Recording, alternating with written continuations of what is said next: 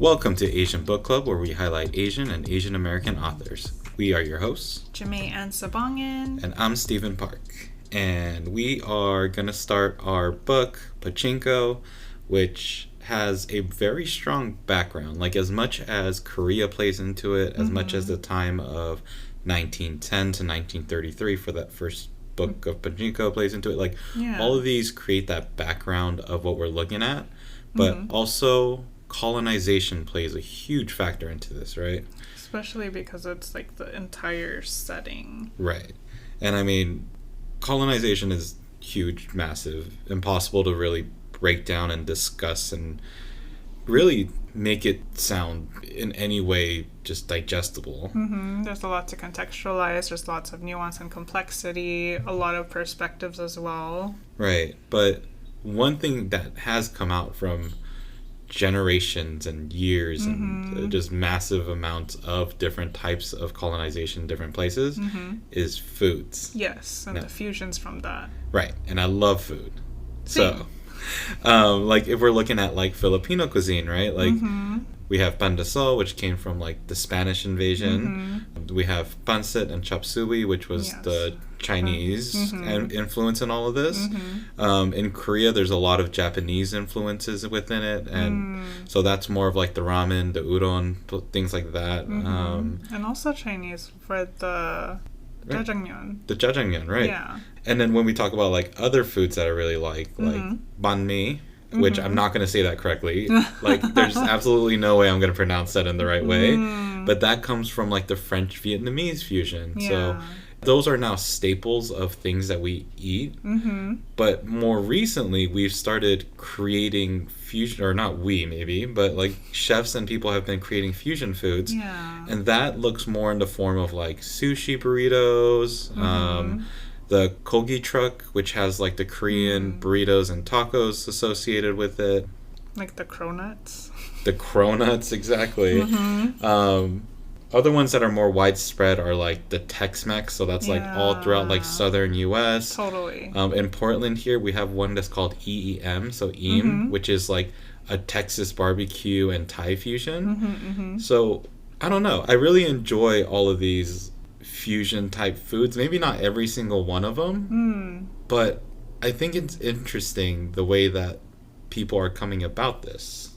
That's fair, and it also depends, and we've talked about this before, but it depends on how, at least for me, I'm not a chef, I don't know the industry very well, but when it comes to fusions, I also think it matters how the chef or the cooks or the restaurateur is honoring the heritages or the histories of those foods. Like, I know with, like, the kogi truck, it was created in LA, which is so immersed in Mexican culture that it was, like, his Korean cooking was then just utilized within the world that he saw, which is more Americanized Mexican food, because burritos aren't, like, fully Mexican either. No. So I think he took those parts of him that created it. Yeah.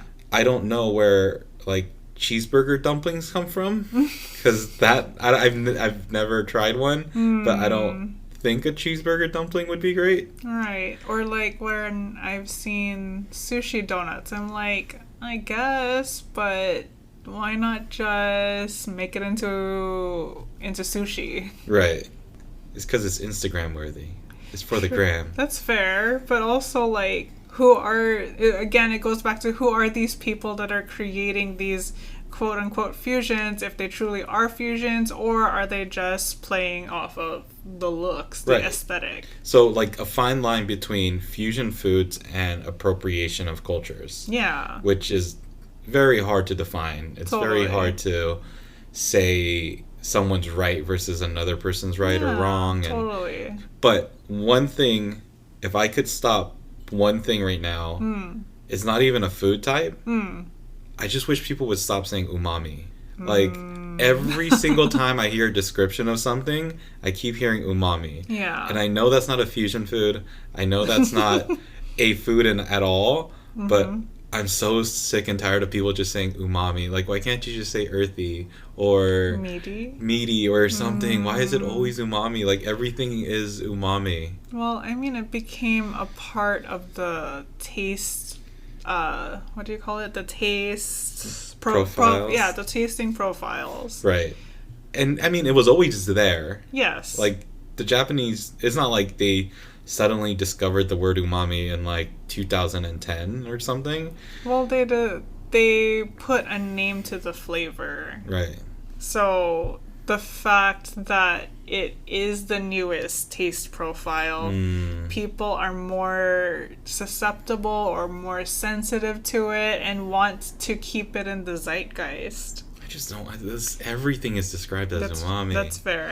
I totally get that. It's like now we've lost savory, now we've lost salty and sweet and sour and bitter. All of those taste profiles have now become a back burner flavor, and we're only focusing on the umami. I get it. I get the pet peeve. Right. My ice cream has to be umami. Imagine mushroom ice cream. Anyways, so I don't know. Find out truly what food is whatever you want it to be. You find out whatever you enjoy, and as long as you're respectful of the culture that it comes from, and I think having awareness of the foods that you're eating is sometimes maybe the best thing.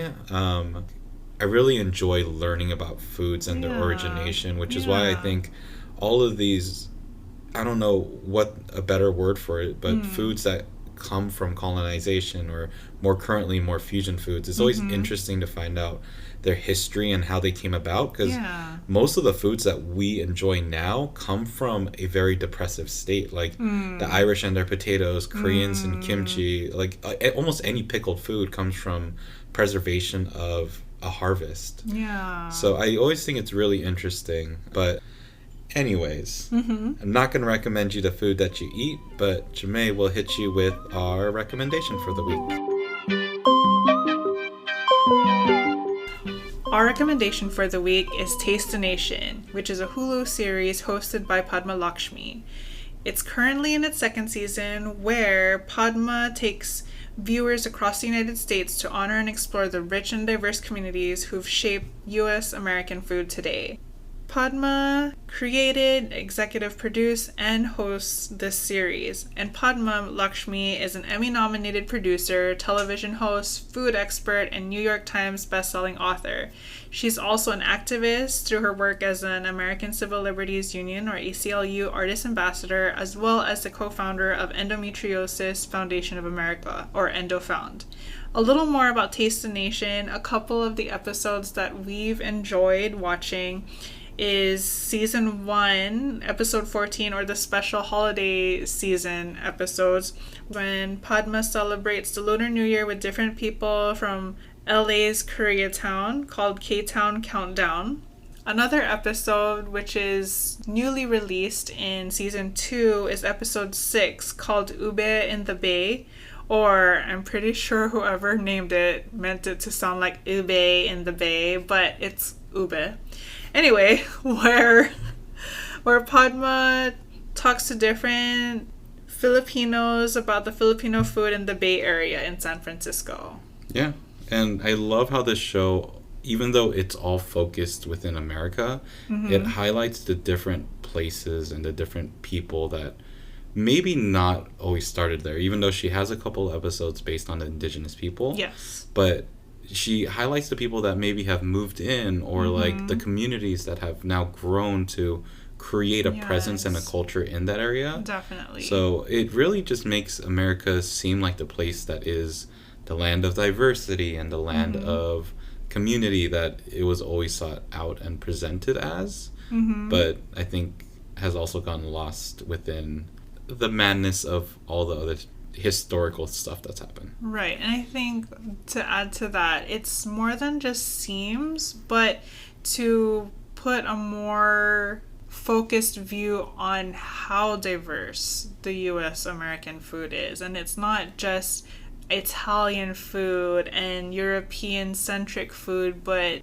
Asian in its full diaspora, like South Asian, East Asian, West Asian, Right. and Pacific Islanders as well. Right. So it's not just one or the other, but a very widespread diversity. Right.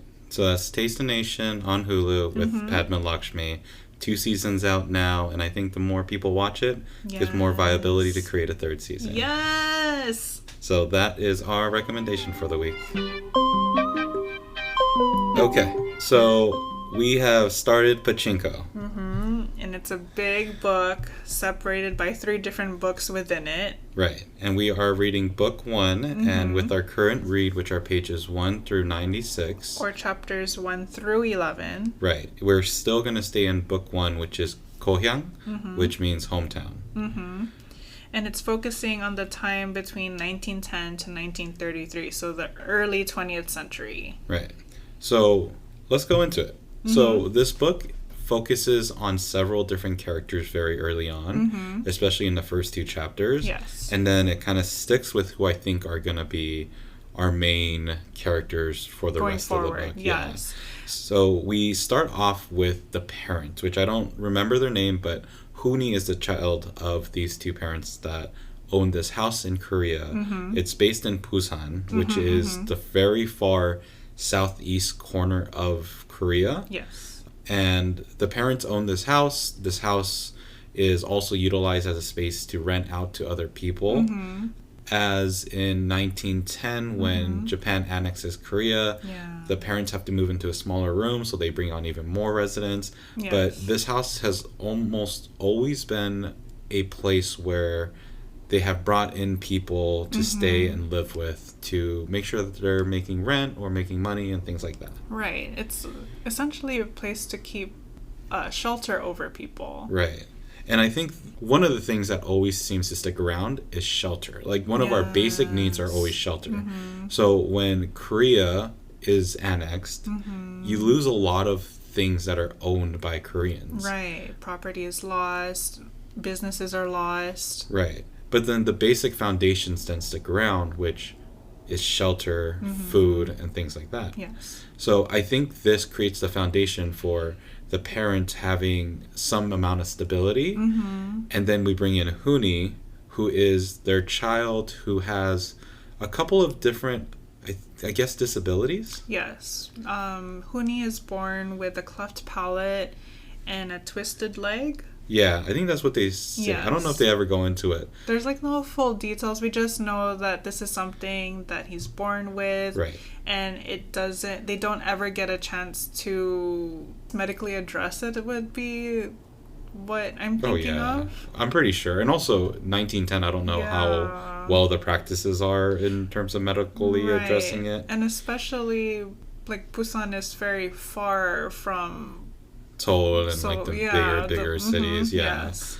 But the thing is, like, Hooni is described as this visually very early on. Yes. But the rest of his character and his role kind of negates any of his disability.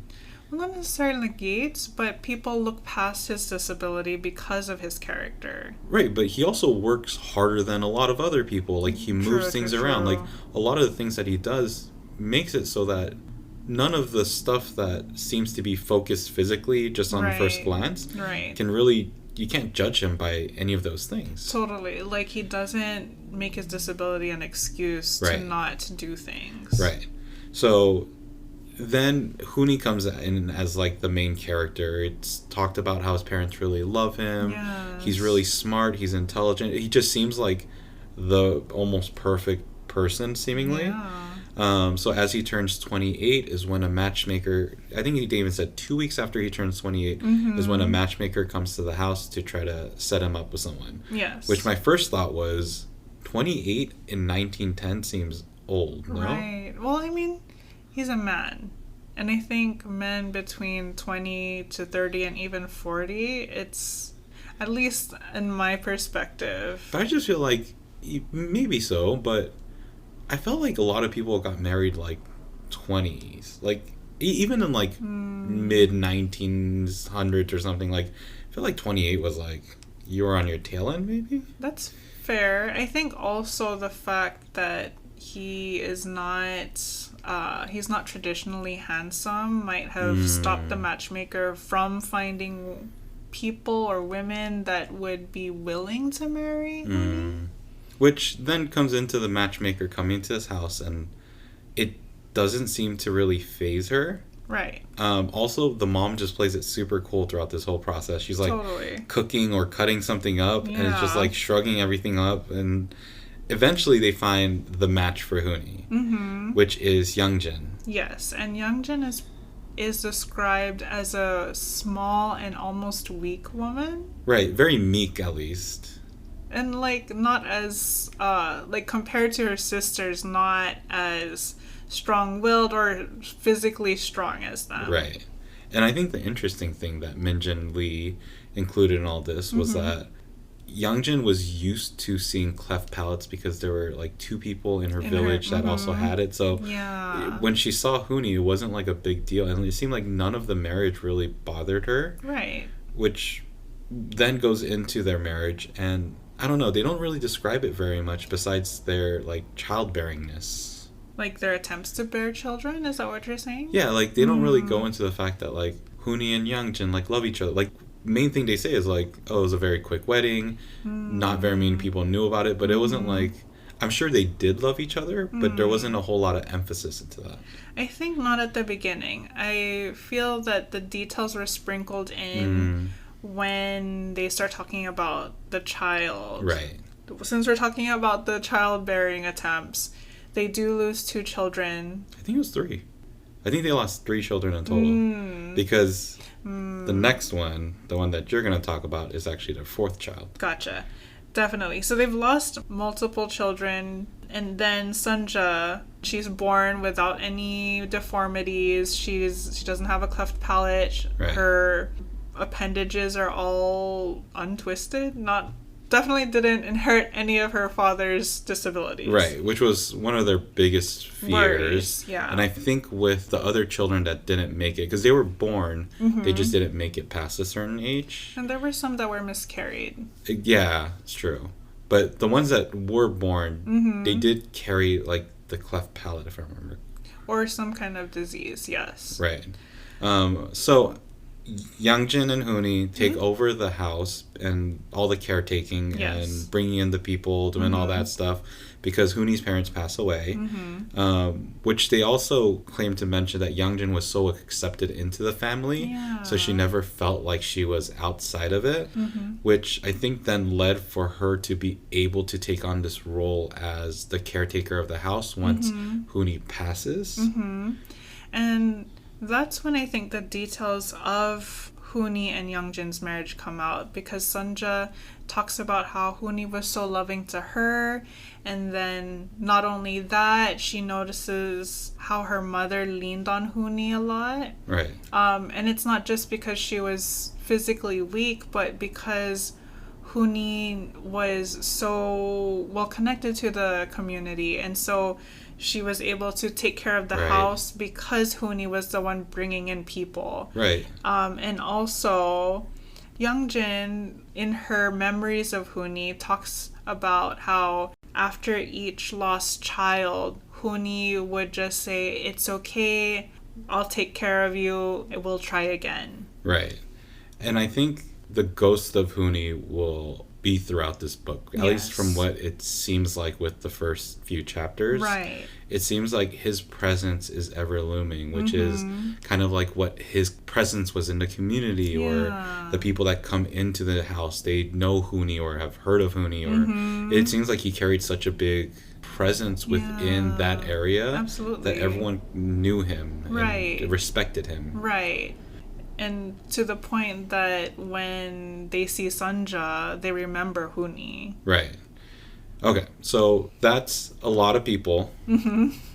But that's one family. And that was like the first 2 chapters. Yes. Like, we haven't really even dove into the book yet. All in all, to say, the parents, I think, are completely out of the equation at this point. They were just kind of set up there to show who Huni was. I feel like the parents and the grandparents, all this story was to build on who the child or Sunja is coming from, where she's coming from, what her history is, and why she is choosing the actions that she chooses to take in the future. Right. Because, I mean, Youngjin is a pretty staple character within these next few chapters, at least to the points where we've read. Right. Huni passes, but once again, I think his presence will forever loom through the heart and the mind of Sunja. Yes, and Youngjin. And probably Youngjin. Yeah. I'm curious how much longer Youngjin stays in the story, which we'll get to at the end. So then let's create the setting of this world that is post-Huni, and we are with Youngjin and Sunja. Now, they're running the house, and currently everywhere in the world is in a Great Depression. Yes. So not a whole lot of money going around. Right. So not only is Korea suffering under the annexation and the rule of Japan, but there's a Great Depression economic-wise and resource-wise. Right. So in this house with them are several fishermen. There's 2 brothers and 1 other person. Yes. So there are 2 sets of fishermen, but the ones that we're introduced to are brothers and 1 other man. Yeah. And then there's 2 other caretakers of the house. They're servants. They're servants. And there's sisters? Yes. They're orphaned. So they were taken in by Youngjin. Yeah. So that's who we're going to be dealing with for the most part within this story, and until enter new characters. Right. So one of the bigger points that happens within the story that we read is when Pek Isak shows up. Now, who is Pek Isak? So Pek Isak is a pastor, if I remember correctly. And he came from Seoul? He came from somewhere up north. Yes. And somewhere rich, too. Like, where there was a lot of money. Well-to-do, yes. Yeah. And the reason why he went to Busan is because his brother knew of this place, which is run by Youngjin now, and heard about Huni. So again, Huni's reputation is what's bringing people in, and it's what's bringing Isak to them. Right. And I forget Isak's brother's name, but Yosef, because it was from the Bible. Yes. Which is what they said. Yes. But Yosef is now in Osaka.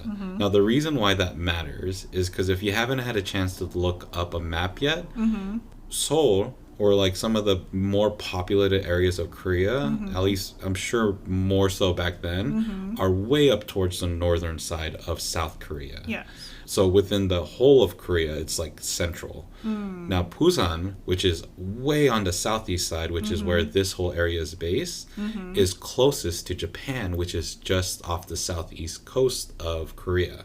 Osaka is towards the southwest area of Japan. So for Isak, what he's probably thinking is he's coming down, going to spend a couple of nights, knows about this place, which Youngjin creates also for herself as a place that has really good food, even though it's pretty desperate and meager. Right. But he comes down here, is going to probably stay a couple nights, and then go down to meet his brother in Osaka. Yes. The issue is, this boy, who, if it was 2 years ago, would have been spreading COVID like crazy. For real.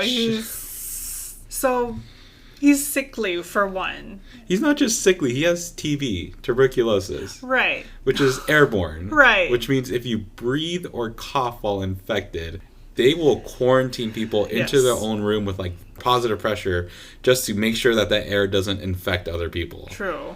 And this kid just shows up in a house where all that's separating other people are like these paper doors. Yes. And is like, oh yeah, I had this. I thought I was okay. Yeah. So he shows up and he's pretty much dying right off the get-go. Right. And he thought he was just tired. Right.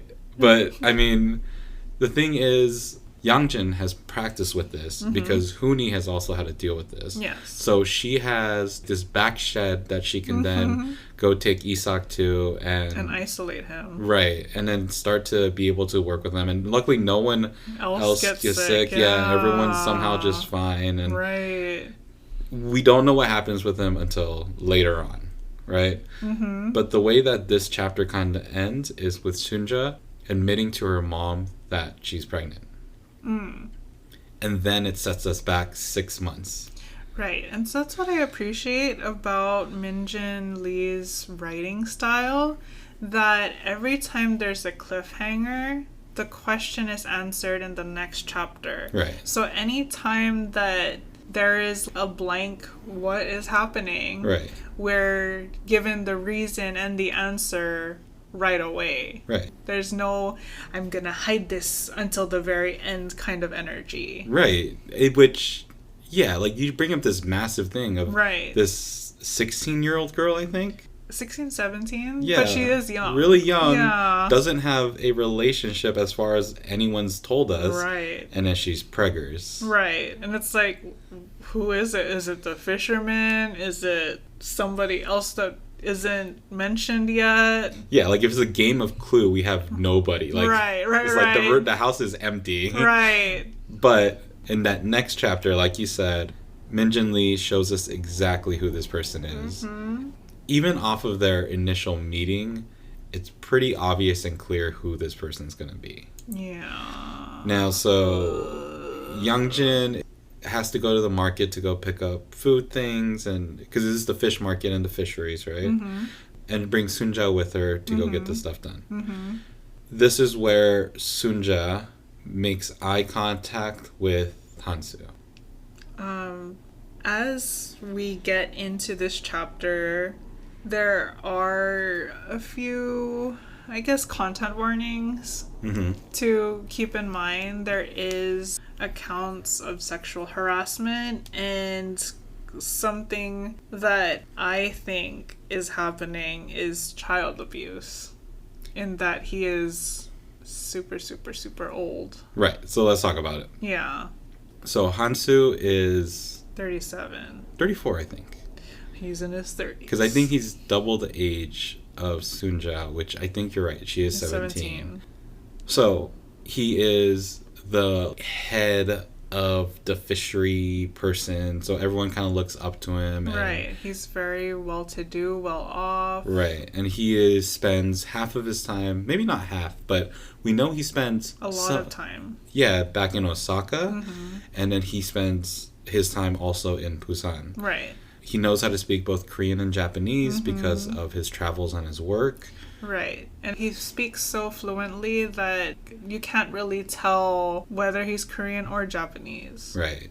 And so this man, who is suited up like the person that you would think as very businessy, and especially in a time where everyone else is struggling to get by, like it means something if you're making that much money. Right. And he has eyes for Sunja. Ugh. It's very clear. Even some of the ladies that work the stands at the fisheries, they're like, what is he doing staring at her? Right. She's just a girl. Right, like that's so inappropriate. Right. And so it starts off as just looking. It eventually turns to him asking her one question every time before she leaves, and she just kind of like walks away.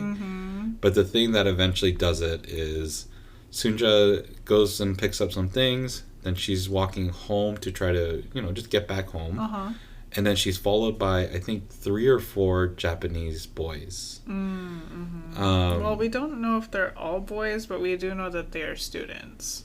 Right. It definitely sounded like they were boys. Something in the language or the writing made me picture 4, like, teenage, bratty boys.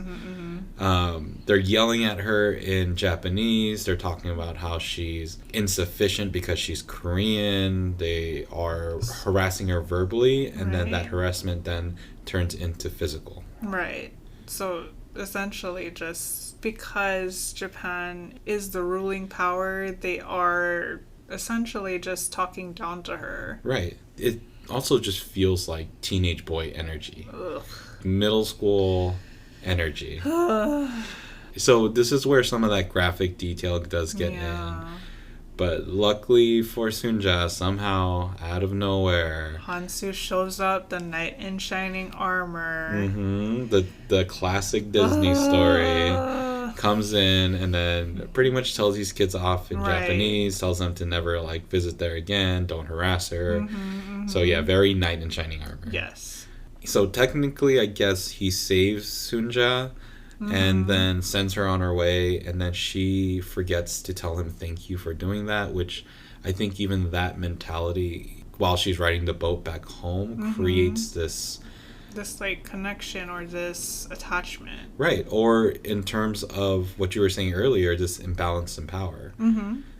This is where the story then develops into this blossoming relationship of Hansu and Sunja. More like grooming. So throughout this, Hansu keeps finding different opportunities to meet. And every time they meet, he plants these ideas and thoughts into her mind and makes her feel like this is a relationship. Right. So essentially just grooming this girl. Right. Also, I wanted to mention, there's a part where Hansu tells Sunja to call him Oppa, which he's 34 and 17. Now, for people that don't know Korean stuff very well, Oppa means older brother from a female perspective. Yes. So for Koreans, we call our older siblings different things.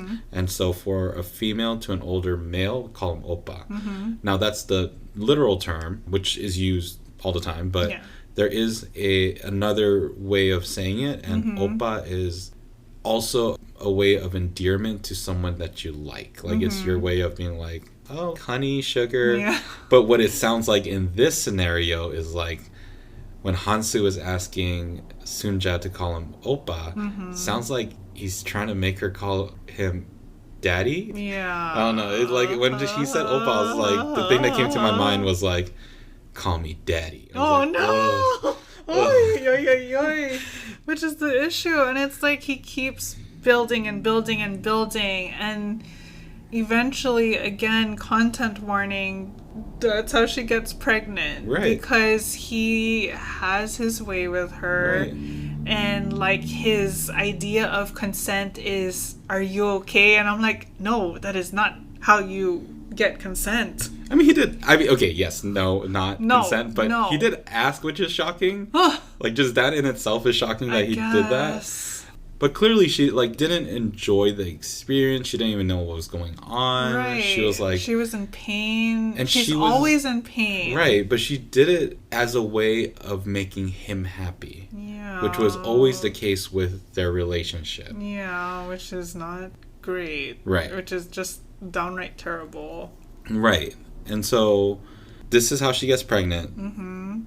She's hiding it from everyone at this point because she's not in a relationship. And, you know, especially in the 1910, in a patriarchal society, she knows that it's not going to be good for her. Right. And beyond that, when she does tell Hansu that she's pregnant, that's when he finally reveals to her that he has a family, a full effing blown family in Osaka. And his way of trying to console her is, oh, but I'll take care of you.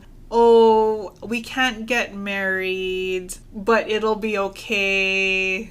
Let me give you money. And I'm like, no. Right. Well, it's okay. So, yes, this is where it's revealed that Hansu has had a family this whole time. Yes. We don't know the actual relationship with him and his wife and kids. Like, it sounds like he's unhappy as well. Which is no excuse for any of this stuff, but from the aspect of what he wants to do for Sunja, it at least sounds like it's coming from a genuine place. Maybe not for that actual relationship, but he's also interested in if this will be a boy. Because the male heir or the genealogy continuing is such a big thing at this period. True, but also that child's not going to take his name, so it doesn't matter. But that's, I think, what he wanted. Because he was willing to house Sunja, her mom was willing to buy the house that they're staying in. Like, he wanted to take care of them.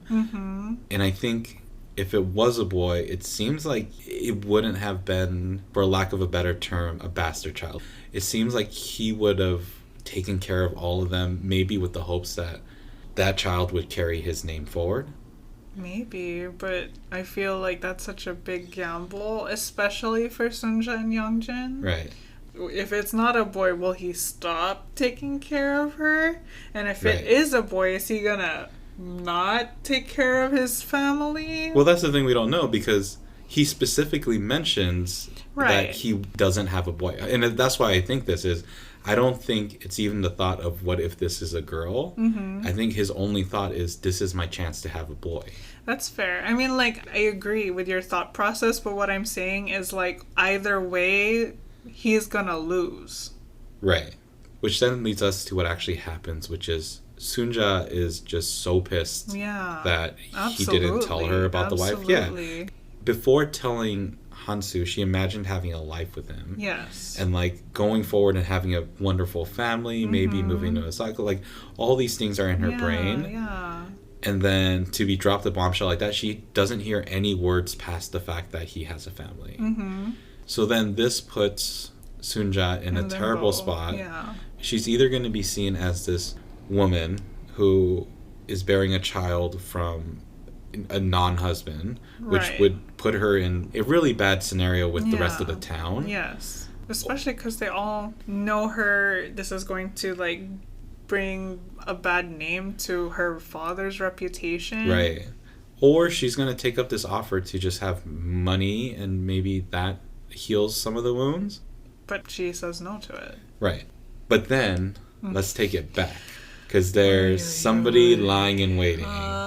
Jesus. So let's go back to the pastor who was dying with TB, and then all of a sudden is resurrected in his chambers. Because of Youngjin and Sunja, like, Sunja is here risking her life with a child and growing in her body. Yeah. And so he's alive. Like, Yes. he's healed, he's cured, whatever you want to say. Right. We don't know how long, because we don't know what TB means for him. Like, we don't know what Right. tuberculosis is going to mean for Isak. Right. But he wants to figure out a way to thank Sunja and Yangjin. Yes. And his way, or his idea of thanking them, after hearing that Sunja is pregnant Right. and without support, Right. his idea of thanks is to marry Sunja, which I see value in that he's going to give a better life for both Sunja and her child. He's giving them a name. Mm-hmm. He's giving them protection.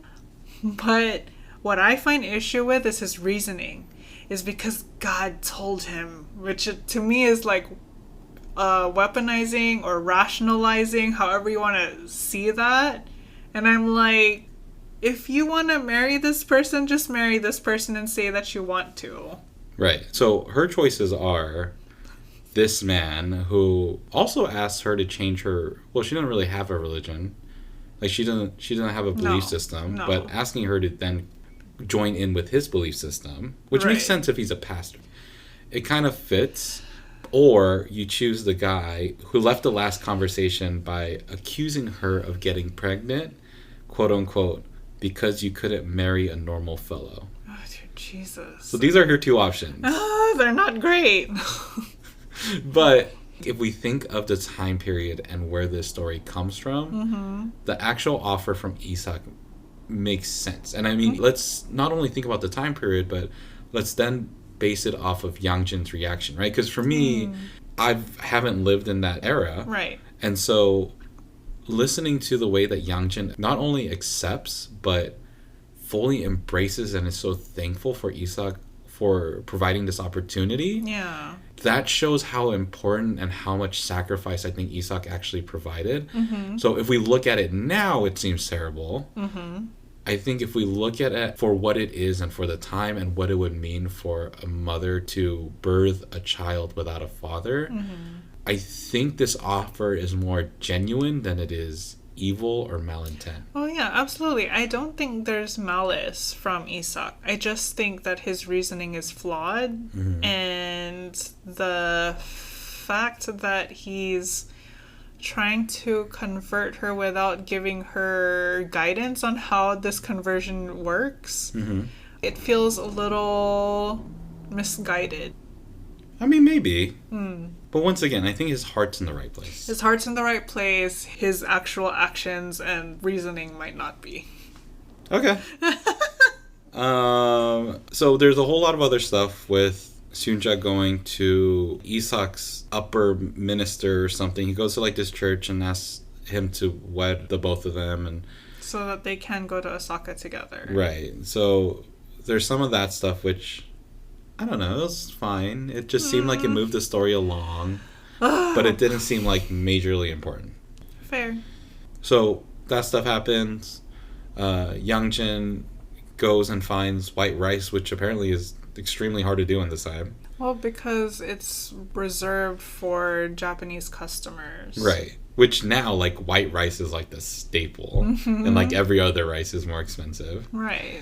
And then we are at the point where Sunja is going to leave her home and join Isak on the trip journey to Osaka. Yes. As we're looking at that final scene, Youngjin is talking to Sunja and kind of gives her the conversation of being out on your own. Which she kind of just lays on all of this wisdom all at once. Right. This was like my sex talk with my dad, the second one when I was going to grad school. Which I'm like, this would have been helpful if you told her this stuff earlier. Right. But also, like, this moved by so quickly. Isak got better. Was like, let me marry your daughter. Let me go to this guy, see if he wants to marry us. It just seemed like it just like happened really quickly. So I don't know if there was really time and preparation to be like, I'm going to send my daughter off. Also, there's this ticking time bomb in her belly that's just going to like plop out in another 6 months. Or no, another 3 months. Because we're 6 months into the pregnancy. So I think it has to move quickly. True. I just think that my send-off into adulthood, which was me moving into my own place, it kind of felt like, okay, these are the things you need to know. Okay, bye. And it's like, I wish you told me this when I was growing up. Right. But also, I guess this is how you become independent. And I think... By being blurted at. Well, it's kind of like the mama bird that pushes the baby bird out the nest. And you have 20 feet to either fly or die. Yeah, but the bird doesn't say anything to the bird. They just pushed them. Yeah. It's survival. Okay, so we end chapter 11 with the goodbyes. And she's going to be on her trip. Yes. Now, 2 quotes that I thought were very interesting, and I'm curious what your thoughts were. So one is, quote unquote, be perfect, child. Every Korean must be on their best behavior over there. A couple ellipses. One bad Korean ruins it for thousands of others. I feel that this quote, particularly in this time period, was necessary because of the political and the social atmosphere at the time. But I also think that this bleeds into many aspects of immigrant communities here in the United States. That's exactly how I felt. Like, even though this was set in a completely different context, and especially for me, in the words of being Korean, being so literal, I mean, being in the U.S. was a completely different experience. And it felt like every new step, every life stage that I went to, these were the words that completely surrounded every action that I had to think about. So it was really interesting to read this quote and have this rush of flashbacks and waves. Totally. And it kind of even pulled me out of the story for a second until I had to like reintroduce myself back into it. Totally. I feel like this sentiment applied to me differently in that growing up, rather than being reminded to be on my best behavior because I was always on my best behavior, it was more like, oh, look at that other person. That person is not on their best behavior. They are making us look bad. So, yes, absolutely. That followed me everywhere, like seeing examples that are being pointed out to me about whose bad behavior we're keeping track of so that we don't get that reflected on us. Right. So another quote is, Hansu had said that Osaka was an enormous place where you'd hardly see the same person twice. Any thoughts on that? I feel like that could apply to many cities. So for me, I think this is Chekhov's gun. I think this is because this is said by Sunja, and this is when Hansu this is what Hansu said to her. Yes. I think they're gonna meet. Oh, absolutely. Totally. I feel like multiple Chekhov's guns have been placed. Yeah. One being this quote, and then another being that Sunja keeps thinking about Hansu even though she said she's done with him. Also, the necklace or the keepsake that her mom gives Sunja. And says, don't ever use this until you absolutely need to. Right. Pretty sure that's going to come into play. And the fact that she still has the watch that Hansu gave her. Yeah. And her mom asking her, what are you going to do with it? Sunja's answer being, I'm going to sell it. Was like, in my mind, I'm like, this girl ain't going to do it. I think that's the one I was thinking of. Yes. Okay, the last quote. And this is the very first line that Min Jin Lee provides to us. History has failed us, but no matter. I don't know. I felt like that as an opening line just meant so much, especially for the time period that we're entering. Right. It showed the desperation, the despair. It just set up a scenario without using any words to describe what it looked like. Right. And it also kind of paints a picture of, well, we're just going to let it be. Right. Like, even though everything sucks, we're still alive and we're still going to live. Right, which is kind of the mentality that Huni has. Because he always says, it was a reference that Yangjin and Sunja always made of Huni saying, no matter, regardless of the war's outcome, the next day's chores still need to be done. It's kind of like, it's got to happen. Yeah, just got to live. Yep. Okay, so we're talking a little bit about the words, but we're giving predictions. What do you think is going to happen? I feel like Hansu is going to show up already. Like, I don't think we're going to have to wait that long. I feel like these chapters were great at introducing us to characters, and I think the way that Sunja's character was set up by showing us where she came from and where they came from really gave us a perspective of the humility, the person, the morality that was kind of not only maybe taught to her, but kind of infused in her through her genetics. Totally. So I love the way that it's set up, but at the same time, I don't even think we touched the meat yet. Like, this is kind of, for me, it's like the sandwich or the burger or, I don't know, like the calzone or something where you take that bite and all you get is bread. You don't get any of the contents yet. Right. So I'm waiting for the contents. I also feel like Sunja has been set up for failure. Like, even though she chose well for herself, again, although Isak's intentions are great, Hansu is in Osaka. They're both going to Osaka.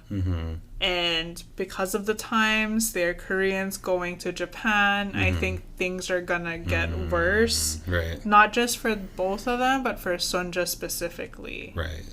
Well, let's talk about our next read then. So, what are we gonna read? For those who are following along on the physical book, pages 97 to 197, which is book 1, chapters 12 to 17, and then it takes us to book 2, chapters 1 through 5. Right. So we'll be reading along with all of that. Yes. But if you have any questions, comments, or have any interest in reaching out to us, how can people do so?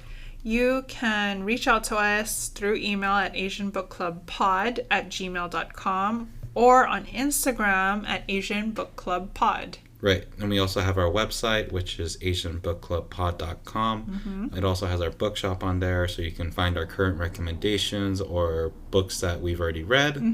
Other than that, follow, like, subscribe. Yes. Do all the things that you do to help podcasts get promoted. Yes. And I'm pretty sure this book is going to get good, but I'll make sure that we tell you about it next time.